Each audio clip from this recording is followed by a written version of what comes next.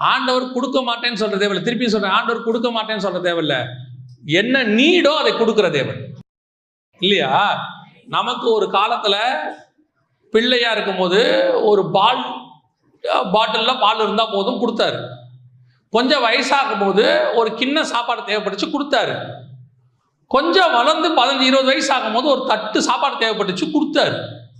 அதுக்கப்புறம் நம்ம எவ்வளவு சாப்பிட்றோம் நமக்கே தெரியாது, கொடுத்தாரு. தின்னுக்கிட்டே இருக்கோம், அதுவும் கொடுத்தாரு. அதுக்கப்புறம் நம்மளா 45க்கு மேல போதும் முடியல, சரி போதுமா நிறுத்திக்கோட்டாரு.